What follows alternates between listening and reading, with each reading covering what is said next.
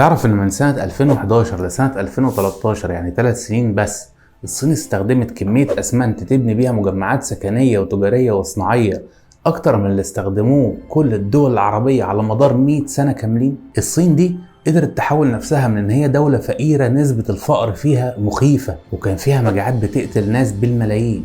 كانت دولة فعلا بتعاني اقتصاديا وانسانيا، كانت اليابان محتلة جزء كبير منها وامريكا مسيطرة عليها بالكامل. العالم كله ما كانش شايف ان الصين دي حاجة مهمة، كان شوية ناس عددهم كتير وخلاص، لكن اهلها وحكامها بالاخص قالوا لا احنا لازم نحكم العالم كله. الصين او التنين الصيني زي ما بيسموه محدش قادر يوقفهم. بس هو ازاي الصين قدرت تكون القوة الاقتصادية الكبيرة قوي دي بالشكل ده وبالسرعة دي، وازاي قدرت تكتسح كل الاسواق العالمية زي ما احنا شايفين النهاردة؟ انت لو دورت في الحاجات اللي انت بتستخدمها هتلاقي اغلب المنتجات اللي انت بتستخدمها صيني. بس هي ازاي الصين وصلت لكده؟ وهل فعلا الصين ممكن تكون القوة العظمى الجديدة؟ دي شوية حاجات ما هنتكلم فيها في الفيديو مع بعض النهارده، بس عايزكم قبل ما نبدأ تشتركوا في القناة وتفعلوا الجرس، لان اشتراككم في القناة ده هو من اكبر الحاجات اللي بتخلينا نستمر ونتطور دايما كل يوم عن اللي قبله.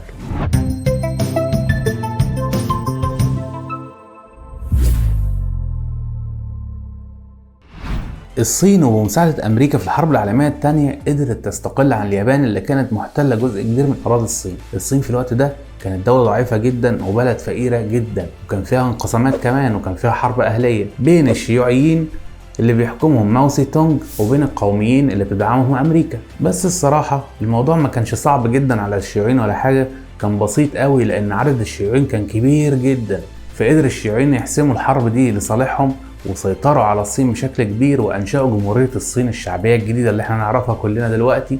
وكان القائد بتاعها ماو سي تونج. وماو سي تونج طبعا كان عداؤه الكبير لمين؟ لأمريكا في الوقت ده، لأن هي كانت بتدعم القوميين اللي هم ضده، فكان مركز سياساته كلها وتوجهاته كلها انها تكون ضد أمريكا. هو الصراحة ما كانش ضد أمريكا وبس، كانت ضد العالم كله تقريبا. أول حاجة قالك احنا ملناش دعوة بالاقتصاد العالمي ده، احنا ولا هنستورد ولا هنصدر، لازم نعتمد على نفسنا، احنا هنصنع اللي احنا بنحتاجه وهنزرع اللي احنا عايزين ناكله. وراحوا موقفين أي تعامل اقتصادي وسياسي مع الغرب، وقفوه تماما واتعزلوا في الوقت ده عن العالم كله. تخيل 550 مليون مواطن صيني انعزلوا عن العالم كله، وراحوا بقى اعلنوا حاجه اسمها الثوره الثقافيه. ايه الثوره الثقافيه دي؟ قالك التعليم هيكون اجباري، الكل لازم يتعلم، واي حد هيحاول يهرب من التعليم هيتقبض عليه ويروح معسكرات التعليم يقعد فيها بقى سنين شهور، المهم ان هو يتعلم يخلص تعليم ويطلع من المعسكرات دي. وفي سنة 1959 لغاية سنة 1961 ضربت الصين مجاعة كبيرة جدا. المجاعة دي اتكلمنا عنها في حلقة قبل كده اسمها الصينيين بياكلوا اي حاجة، تقدر تشوف الحلقة من هنا، بسيب لك الرابط بتاعها فوق. المجاعة دي مات فيها اكتر من 40 مليون مواطن صيني.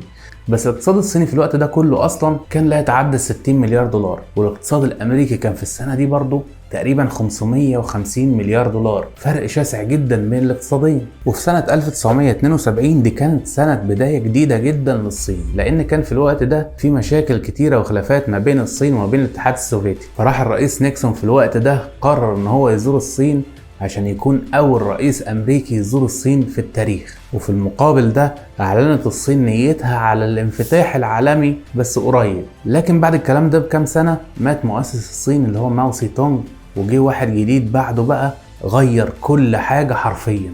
دينج شاو بينج راح مقرر الانفتاح على العالم كله، وراح زار أمريكا لأول مرة سنة 1979، يعني تقريبا من 42 سنة. ودي كانت بداية نهضة الصين الحقيقية. ركز بقى معايا عشان تعرف الصين ازاي نهضت النهضة دي كلها في 42 سنة او في 50 سنة على اقصى تقدير. الصين راحت عاملة 4 مناطق صناعية جديدة بنتهم في اقل من 5 سنين، حاجة كده بسرعة جدا. وراحت عملت لهم قوانين خاصة بيهم، القوانين دي في الاستيراد وفي التصدير وفي الضرائب. وطبعا في الوقت ده ما كانش حد خايف من الصين ولا كان واخد باله من المناطق الصناعية اللي هي بتعملها دي.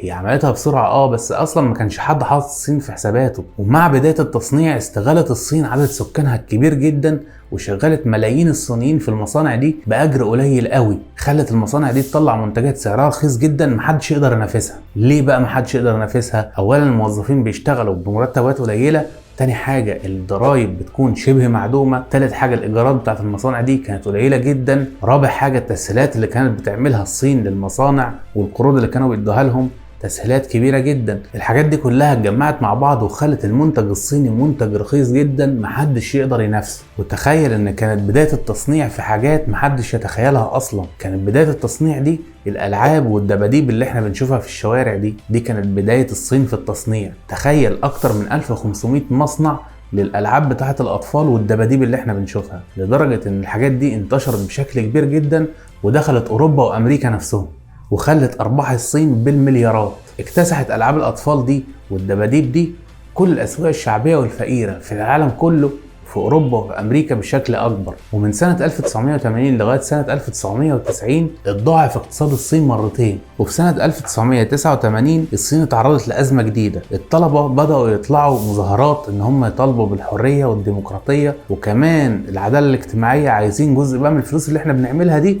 الصين شغاله زي الفل وبتدخل دخل كبير، عايزين فلوس. كان رد الحكومه الصينيه عليهم غريب. الحكومة الصينية بقى عملت ايه؟ راحت منزلة الدبابات والمدرعات تنسف الناس وتدوس عليهم وتهرسهم في الارض حرفيا، واي حد لسه عايش كانوا بيضربوه بالنار بالطلق الحي. وده كله كان قدام العالم كله والعالم كله متابع. واتسمت في الوقت ده مجزرة تيانانمن. وفي نهاية التسعينات بدأت الصين تزدهر بشكل كبير قوي، وبدأت الناس كلها تاخد بالها منها والعالم كله يحط عينه على الصين. وبدأت المرتبات تبدأ ترتفع وتزيد وتعلى في الصين، والوضع الاقتصادي بينتعش أكتر وأكتر. وبدأت الشركات الغربية والأمريكية والأوروبية تجري بقى على الصين وتفتح مقرات ليها هناك إذا كانت مصانع أو شركات. ليه؟ لأن المنتجات بتاعة أوروبا وأمريكا كانت منتجات غالية جدا، والناس كلها كانت بتجري على المنتجات الأوروبية دي، لكن المنتجات دي كان سعرها غالي، فكان عدد كبير جدا من الناس ما بتقدرش تشتريها. فراحوا الصين وجدوا للموضوع ده حل. ايه هو الحل بتاع الصين؟ قال لك احنا ليه ما نجيبش المنتجات دي ونقلدها ونعمل زيها بالظبط ونبيعها بربع ثمنها بس. ومن ساعتها يا مؤمن وعينك ما تشوف الا النور، اسواق المنتجات التقليد دي انتشرت في العالم كله. تمسك المنتج من دول تفصصه كده وتعمل لك زيه بالظبط، ما تقدرش تفرقه عن الاصلي، وبربع سعره بس. تليفونات، كمبيوترات، ملابس، مستحضرات تجميل، اي حاجه بيعملوها زيها بالظبط. تخيل ان هم اكتسحوا العالم في التقليد، لدرجه ان سنه 2020 اللي فاتت دي طلعت احصائيه قالت ان 90% من المنتجات المقلده في العالم كله جايه من الصين. في نهاية التسعينات بقى انضمت الصين لمنظمة التجارة العالمية، وده كان بمساعدة أمريكا، لأن أمريكا في الوقت ده اعتبرت الصين كنز ليها، وبدأت تبعت عمال كتير من عندها ينقلوا خبراتهم للصينيين، وكمان تفتح مصانع في الصين. فبدأ العمال الصينيين بقى ياخدوا الخبرات بتاعت الأمريكان دول ويبدأوا يطوروها ويشتغلوا على نفسهم ويطوروا نفسهم. ولما أمريكا لقت الصينيين بيتطوروا بالشكل الكبير ده بدأوا بقى يقلقوا منهم، وكل شوية يعملوا معاهم مشاكل. وفي سنة 2008 مع ظهور الأزمة الاقتصادية العالمية أغلب الدول اتأثرت، حتى الصين وقفت صادراتها لأمريكا بسبب إن أمريكا كانت في الوقت ده منهارة اقتصاديا هي وأوروبا كلها تقريبا. وفي الأزمة الاقتصادية العالمية دي أمريكا قفلت كتير من مصانعها في الصين، والمصانع دي كانت بتصنع المنتجات بتاعت أمريكا وتصدرها لأمريكا وأوروبا ولكل الدول اللي في العالم باسم أمريكا. راحت الحكومة الصينية اتصرفت وعملت دعم كبير جدا مالي للمصانع اللي موجودة عندها في الصين، وكمان خلتهم يحولوا الانتاج بتاعها من انتاج ان هم يصدروه بره لانتاج قابل للاستخدام في الاسواق المحلية. وعلشان كده الازمة الاقتصادية دي بهدلت العالم كله الا الصين تقريبا ما اثرش فيها جامد قوي، اثر فيها بنسبه بسيطه. وفي عز الازمه الاقتصاديه دي بدات الصين تستغل فتره ان الدول كلها مش فاضيه لاي حاجه ومش واخده بالها من اي حاجه، وبدات تستثمر كتير جدا في الدول الناميه وفي افريقيا وادالهم مساعدات كبيره جدا وتستثمر هناك عندهم. وتقريبا كده بدات تسيطر على اغلب الدول، لان الصين في الوقت ده كانت بتستثمر في البنى التحتيه زي الطرق والمدن الجديده كمان، لدرجه ان في خبراء سموه الاحتلال الاقتصادي الصيني. وفي سنه 2021 وصل اقتصاد الصين ل 16 تريليون دولار واقتصاد امريكا 22 تريليون دولار، فرق مش كبير بين الاثنين. متوقع كمان في سنه 2025 الصين اقتصادها يتعدى امريكا وتكون هي القوه الاقتصاديه العظمى الاولى في العالم كله. في اقل من 60 سنه الصين كانت كلها مجاعات وحروب اهليه، ودلوقتي بقى العالم كله ما يقدرش يستغنى عن الصين حرفيا، وبقت كل حياتنا تقريبا معتمده على الصين. هل انت تتوقع ان الصين فعلا هتكون القوه الاقتصاديه العظمى الاولى في العالم؟ وهل تتمنى بلدك تكون قوة اقتصادية عظمى بالشكل الكبير ده؟ انتظروا مناقشتكم في التعليقات واشوفكم في حلقة جديدة. سلام.